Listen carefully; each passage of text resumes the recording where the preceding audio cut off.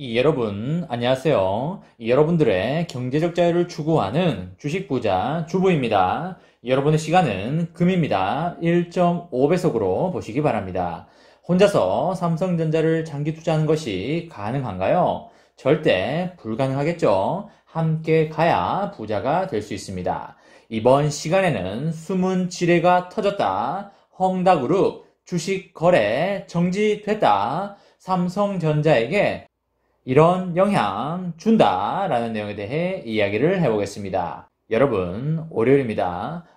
대체 연휴 월요일 잘 보내고 계신가요?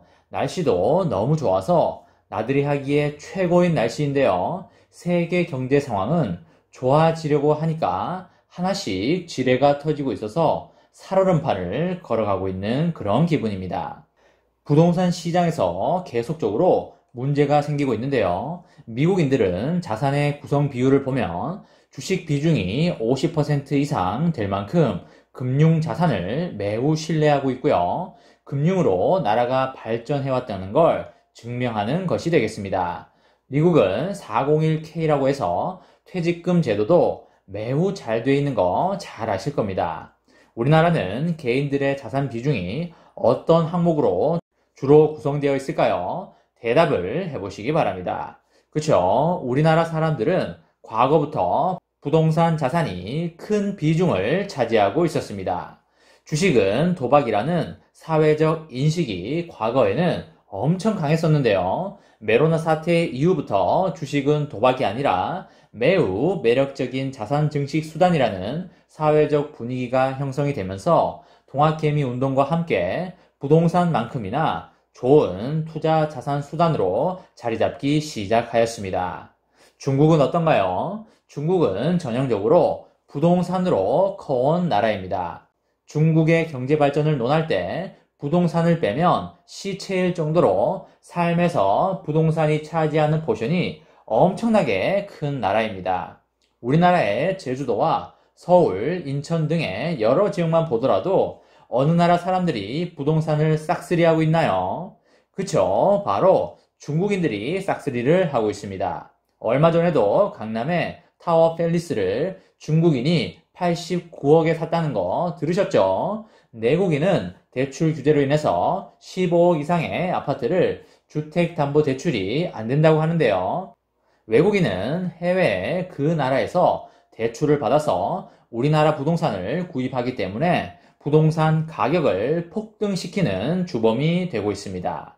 89억에 타워팰리스를 산 사람이 제출한 자금 조달 계획서를 보면요. 89억 전액이 금융회사의 대출이라고 하는데 진짜 어이가 없고 중국인들이 진짜 부동산에 미쳐있지 않는 한 어떻게 100% 대출로 강남의 타워팰리스를 89억에 살 수 있을까 싶습니다. 그 정도로 중국인들은 부동산에 광적으로 미쳐 있다고 보시면 되겠습니다. 이렇게 중국은 부동산에 대한 믿음과 몰입도가 지구상에서 가장 극에 달하는 나라인데요.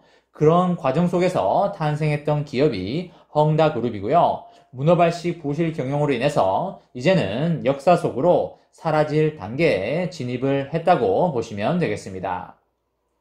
부실 징후는 오래전부터 있어 왔고요. 오너도 경영에는 관심이 뒷전이었고 배당금 빼먹기에만 급급했던 걸로 보이고요. 중국 정부도 헝다그룹이 무너지고 있다는 걸 오래전부터 알고 있었고 그 사실을 인지하고서도 별다른 제스처를 취하지 않은 걸로 봐서 중국 정부로 흡수하려고 시나리오를 세워놓고 있었다고 보는 게 합리적인 판단이라고 생각이 됩니다.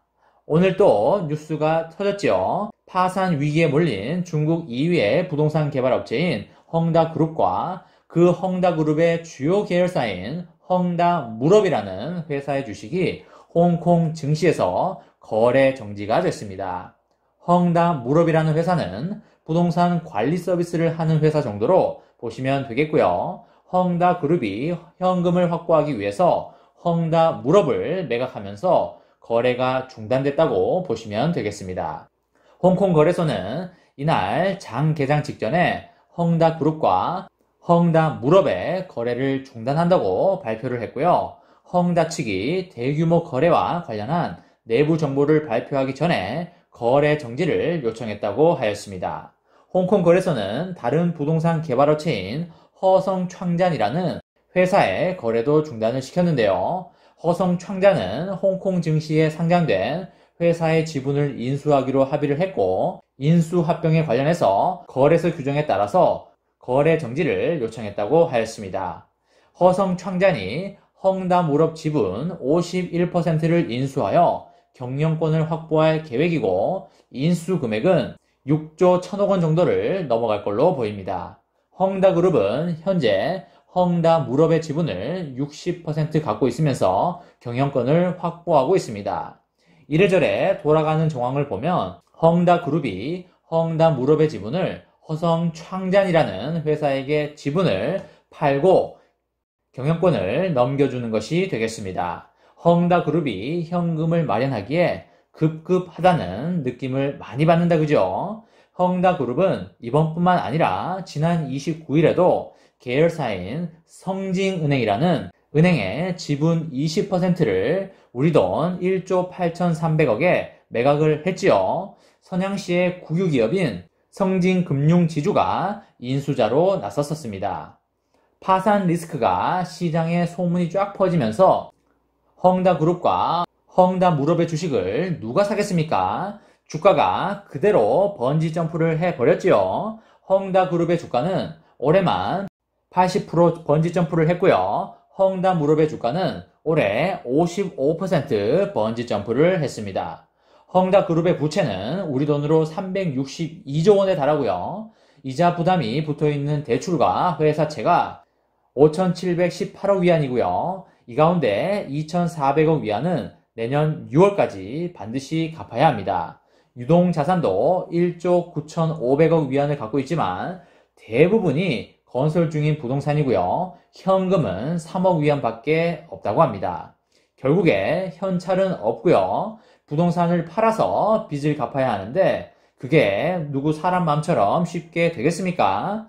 당연히 디폴트로 갈 것이고 중국 정부가 채무 조정을 하든지 아니면 중국의 국유기업이 인수를 하든지 하는 방향으로 흘러갈 것입니다.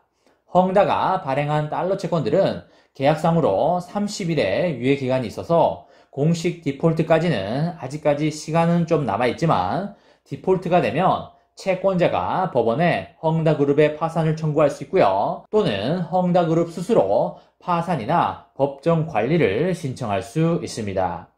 헝다그룹이 파산을 하게 되면 채권단과 협력업체 그리고 선수금을 이미 지불한 주택 구입자 등에게 적지 않은 피해가 돌아갈 것으로 보이고요. 주택 구입자들은 자산에서 이미 많은 손실을 입었으니 추가 손실을 막기 위해서 그 사람들이 가지고 있는 다양한 주식들도 매각할 수가 있을 텐데요. 그게 쓰나미처럼 몰려온다면 홍콩 증시발 위기가 생길 수도 있겠습니다. 어찌됐든 세계 증시 입장에서는 절대 도움이 안 되는 상황이고요. 우리나라 증시에도 충분히 영향을 주면서 삼성전자의 주가에도 큰 영향은 아니지만 적지 않은 영향은 줄 수 있다고 판단이 됩니다. 다만 삼성전자의 회사 내부의 문제는 아니기 때문에 만약에 쇼크가 온다면 소나기 정도로 생각하시면 되겠습니다. 이번 시간에는 숨은 지뢰가 터졌다. 헝다그룹 주식 거래 정지됐다. 삼성전자에게 이런 영향 준다 라는 내용에 대해 이야기를 해보았습니다. 저와 함께 삼성전자 장기 투자로 행복한 미래를 만들어 가실 분은 구독과 좋아요를 눌러주시면 감사하겠습니다. 저와 함께 가시면 100% 희망찬 노후가 기다리고 있다는 말씀을 드리고요. 불안한 노후 저와 함께 걱정 없이 날려보내시기 바랍니다. 이번 영상은 여기까지 하겠습니다. 시청해주셔서 감사합니다.